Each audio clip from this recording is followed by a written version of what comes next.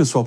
E olha só, depois de muitas promessas e até uma impressionante disciplina de discurso que vem desde os anos 80, tá, gente?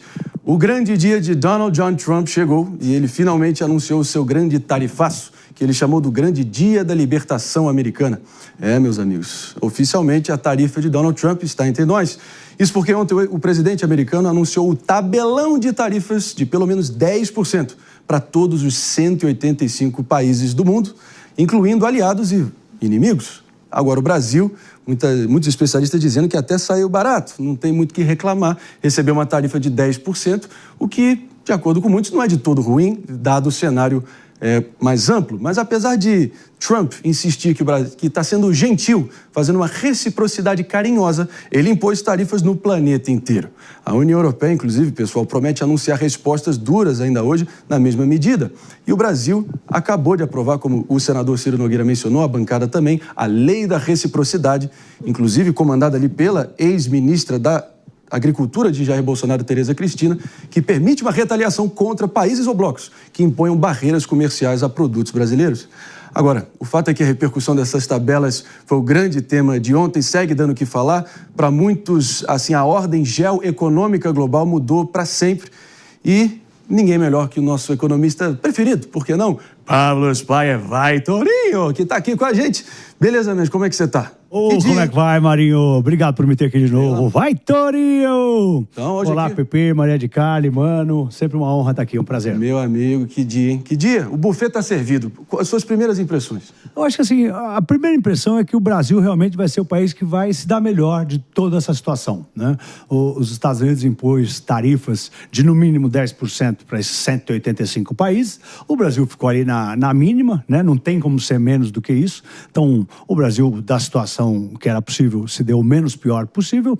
E os chineses, os asiáticos, os chineses, os japoneses, os coreanos, todos eles tomaram tarifas muito altas. E quem é um pouco mais velho vai se lembrar, né? Quando o Trump foi presidente na vez passada, esses países, a China, né, os asiáticos, eles viraram o canhão de compra para o Brasil e passaram a comprar muito mais commodities do que compravam antes por conta da guerra comercial com os Estados Unidos, né? Nos Estados Unidos nem se fala em tarifaço, se fala em guerra comercial, né? Não se fala que o Trump fez uma tabelona de tarifas, se fala que o Trump começou uma guerra comercial com a Europa e com os chineses, né? Botar 54% de imposto em cima da China é declarar guerra, é uma guerra comercial. Os chineses falaram que vão tomar vão tomar providências ainda hoje também, bem como a União Europeia, né? O ministro da Economia da Alemanha também falou que a Europa tem que responder unida. O secretário do Tesouro americano falou que os países que responderem com tarifas vão ter tarifas aumentadas ainda mais. Então é o início de uma guerra comercial. Nessa guerra comercial, né, o Brasil está ali, quietinho, com a tarifa mínima que podia ser, não dava para ser menos do que isso. O Brasil coloca 11% de tarifa na média aí em cima dos produtos americanos. Nós estamos com tarifa abaixo do que a gente cobra deles. Então, eu acho que assim, a gente pode se dar bem. O ponto negativo é que pode ter muita inflação lá nos Estados Unidos, né? O que essas tarifas aí vão fazer? Vão trazer inflação para a América, que pode ser exportada para o mundo. Lembrando aí que para a galera aqui, nossos compatriotas e sobreviventes de cidades como Volta Redonda, Ipatinga, Cubatão, fortíssimos na siderurgia e na metalurgia, estão aí com 25% anunciados no aço e no alumínio. Isso aí meio que foi uma exceção que foi aberta nessa tarifa recíproca de 10% transversal, com exceção desses dois itens, não é isso, Pablo? É isso. Na verdade, o tarifaço em cima do aço e do alumínio foi o mês passado, e em cima desses produtos. Não tem nada a ver com que nenhum país. 25% para todo mundo. Importante esclarecer. E aí, agora veio outra coisa. Além disso, você tem essa tarifa de 10% em cima do resto dos produtos brasileiros exportados para lá. O que é, para nós, claro, né, vai machucar um pouco, principalmente, como você falou, quem trabalha nessa cadeia aí do alumínio. São quase 200 mil pessoas aqui no Brasil que trabalham na cadeia, né, desses minérios aí. Mas, no geral, eu acho que o Brasil vai acabar sendo beneficiado de tudo isso aí, por conta a balança comercial vai melhorar, o agronegócio vai exportar mais para os asiáticos e tal. É a expectativa, inclusive, da FEComércio, da nossa FEComércio aqui. Mano Ferreira, Maria, Pepe, vamos começar a engajar aqui? Mano, vou contigo. Foi um dia meio maluco, assim, né, de implosão do modelo comercial que nós tínhamos desde o pós-guerra, basicamente. Sim, né? Tanto é que as bolsas estão mergulhando no mundo inteiro, menos no Brasil. O nacionalismo é o novo normal, Mano Ferreira? Infelizmente, parece que sim, porque é uma insanidade. O brasileiro sabe bem que quando você impõe uma taxa para importação, quem paga, quem é punido, é o consumidor nacional. A gente sentiu isso muito bem na taxa das blusinhas. Quem paga a conta é o consumidor. Aí a pergunta é, até que ponto o mercado americano vai aguentar esse tranco, Pablo? É duro, né? Se você for mais longe, mano, se for lá para trás, na época do Collor, quando tinha aqueles impostos gigantescos, quando a gente se abriu para o mundo, o Brasil mudou. E mudou para muito melhor. Então, pode ser... Tem gente dizendo que pode ser um tiro no pé do Trump, que ele está dando um tiro no próprio pé. Mas, ao mesmo tempo, o que ele está olhando lá? Ele está olhando a industrialização dos Estados Unidos. A China é muito mais industrializada do que era há 30 anos atrás. E isso preocupa os americanos. Eles meio que criaram um monstro, né? Então, eles veem os chineses, né, entrando para vender... Os Estados Unidos é o carro-chefe das economias do mundo. É quase 1/4 do PIB do planeta. O PIB do planeta é 110 trilhões de dólares, os Estados Unidos é quase 30. A China é quase 20. Então, os Estados Unidos é quase 25% do PIB, a China é quase 20% do PIB do mundo. O resto do planeta é 55%. Só que a diferença dos Estados Unidos e da China é que os Estados Unidos ele é um quadro do PIB comprador. E a China é vendedor. Então, ele está preocupado com a industrialização dos Estados Unidos e quer trazer de volta isso para lá. E os Estados Unidos que assinou essas... Ele até ontem disse assim, I love the Chinese people, eu amo os chineses.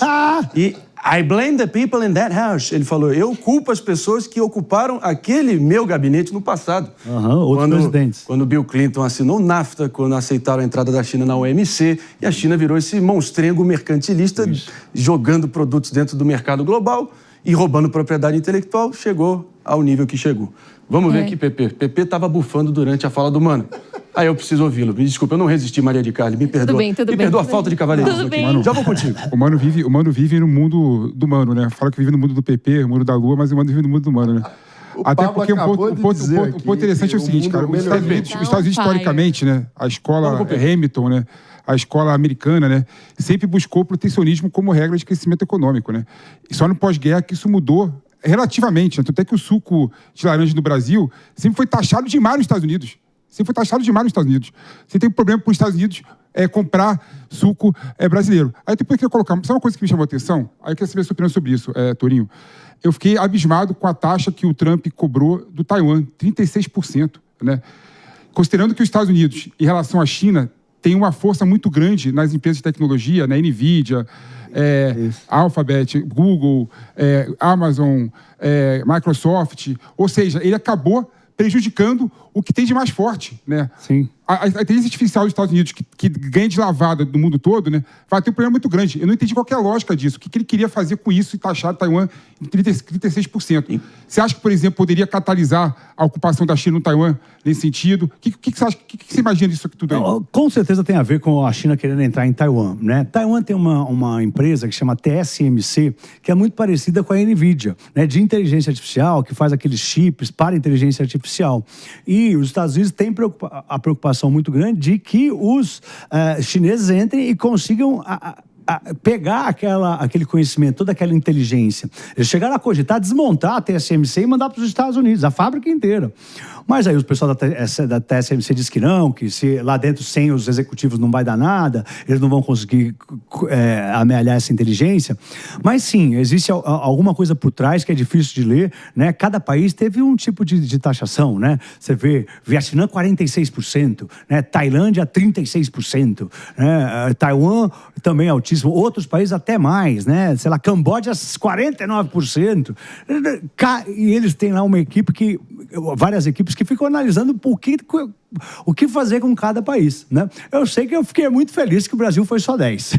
E tem que ficar mesmo, até porque, olha só, eu vou até pedir para a minha diretora Helena colocar aqui, para vocês entenderem que realmente não sobrou ninguém para realmente contar a conversa depois. Temos as imagens aqui de um ponto bem remoto neste planeta Terra que nós habitamos. Enquanto ela já está preparando essa imagem aqui, eu me refiro à minúscula ilha chamada Heard and McDonald Islands, que é um território inóspito, inabitado, que fica entre a África e a Austrália, que basicamente não tem nenhum ser humano, apenas pássaros árticos, focas e pinguins. E o Trump colocou uma tarifa de 10% nos produtos dos pinguins. Sim. Ali perto do Polo Sul, olha lá. Olha lá. Não tem nenhum ser humano. Lá. Pelo visto, eu não sei se vai ser o excremento dos pinguins, serão taxados 10%, indo aí... Como é que vai chegar lá? Impressionante. Só para perceber que realmente foi uma coisa que não sobrou ninguém de pé. Bom, senhoras e senhores, vamos aqui também. Quem quer comentar, Maria? Eu quero fazer uma pergunta. Eu estava dando uma olhada assim, em algumas matérias econômicas e eles falavam que o pior de ter um cenário negativo no mercado financeiro são as incertezas. E nesse sentido, a gente viu o discurso do Trump, justamente que você tocou aqui, assinando muito mais para o seu eleitorado do que para um presidente de uma nação que, convenhamos, é a nação mais importante do mundo, economicamente falando. É a nação que dominou a ordem econômica, que inclusive, né, instituiu todo esse modelo liberal econômico que prevalece no mundo atualmente. Então, o discurso dele foi justamente... prevalecia até hoje. Foi um discurso justamente acenando para o eleitorado dele, que é esse colarinho azul, chão de fábrica. Nesse sentido, eu queria ouvir de você, como é que a política pode impactar a economia nesse sentido? E como é que você vê a longo prazo, pelo menos nesses próximos 4 anos de mandato, essas incertezas vão ser...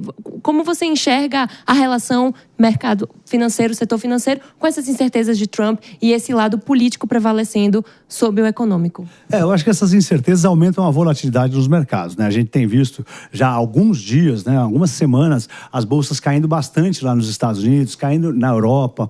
E a do Brasil não. A do Brasil, bem, hoje o dólar está afundando, está 5,60 o dólar na bolsa agora, né? Então, mostrando que o mercado está confiante de que o Brasil vai se sair beneficiado dessa situação. Mas lá nos Estados Unidos, a incerteza aumenta, né? Porque fica difícil de você prever os resultados, né? Tanto no curto prazo, no médio prazo e no longo prazo, né? No curto prazo, o que está todo mundo acreditando é que vai ter inflação, né? No médio prazo, o que o pessoal está preocupado é com a desaceleração econômica dos Estados Unidos, o que pode gerar uma recessão que pode se espalhar para o mundo, porque a inflação, com certeza, se tiver, eles vão exportar essa inflação para o planeta.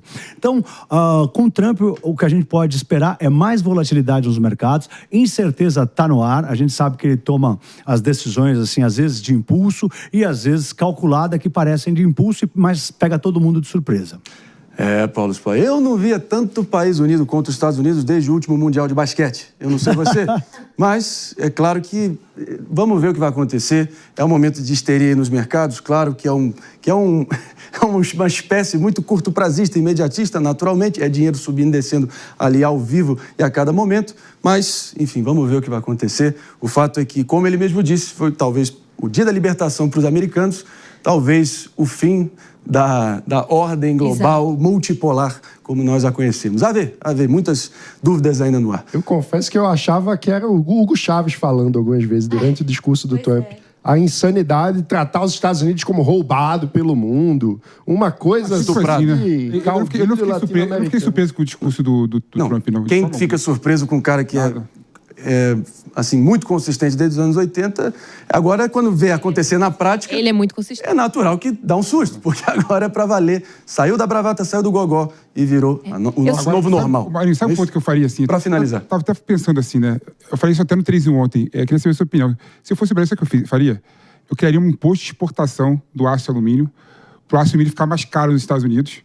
E, paralelamente, eu faria um projeto de reindustrialização do Brasil, infraestrutura pra caramba, absorveria esse aço e alumínio do Brasil. Repare bem. Né? Cresceria pra caramba o Brasil. E o ponto interessante também, a agrícola, 10% dos Estados Unidos, pode fazer um efeito inverso do Brasil, fazer com que os produtos do Brasil fiquem mais baratos, os alimentos. Né? Porque ao invés de exportar para os Estados Unidos, é consumido no Brasil. Você sabe que eu pensei uma coisa parecida, Pepe, né? O problema do alumínio, do aço, que ele poderia comprar de outros lugares. Mas, por exemplo, a energia que vem do Canadá, né? Eles não têm de onde comprar. E eu pensei, se eu fosse o Canadá, eles metessem esse imposto, eu ia botar mais ainda. Então, beleza, então bota 50%, né? Eu quero ver. Aí ele arrebenta com a inflação nos Estados Unidos. Né? Fala, Maria de Carmen. Eu vou fazer só um último comentário, que eu estava ouvindo uns podcasts norte-americanos e eles falavam assim, é a primeira vez que a pauta tarifas está na mesa do americano médio. Eles nunca se interessaram por esse tipo de conversa e agora estão conversando sobre isso, as famílias, porque entenderam o impacto disso na qualidade de vida deles. E também tem que lembrar que o Trump ele é bom de conversa. O povo lá ele gosta de ouvir ele falar. Então ele fala em freestyle um tempão. Ontem ele falou um monte de coisa em freestyle também, né? Agora, é impressionante como, pelo menos a nível doméstico, dentro de casa, o Trump é um grande liberal econômico, cortando impostos, desregulamentando, desburocratizando. Os liberais de lá não concordam com essa avaliação. Objetivamente falando, meus amigos, depois da risadinha de deboche aqui, dessa jogada ensaiada, ele implementou o maior corte de impostos transversais para todas as categorias e alíquotas, sim ou não? Na história recente, sim ou não? Essa taxa aí não é o maior corte de impostos. Ele falou... Uma coisa de impostos para as empresas americanas. São duas coisas diferentes. Beleza, mas... Então, eu tô só avaliando da perspectiva do americano médio, certo? E que realmente, antes ali do Covid acontecer, os Estados Unidos estavam experimentando um momento de prosperidade total, mas claro que o passado está no passado. Pablo Spyer, antes da gente concluir aqui, sua expectativa olhando adiante. Não, eu acho que a minha expectativa é que vai ser positivo para o Brasil, né? Apesar de que lá nos Estados Unidos a gente deve haver inflação. Inflação essa que deva ser exportada para o mundo. Pode ter um pouco de desaceleração econômica, né? A preocupação lá é que os Estados Unidos entrem em estagflação, né? Que tenha inflação sem a economia continuar crescendo. Mas no frigir dos ovos eu acho que vai acabar sendo positivo para o Brasil. E você, se quiser me seguir, claro. @PabloSpyer, @PabloSPYER. Obrigado, Marinho. Torinho. Obrigado, Pepe, Maria de Cali e, mano, valeu. Vai, Torinho! Valeu, pessoal de casa também.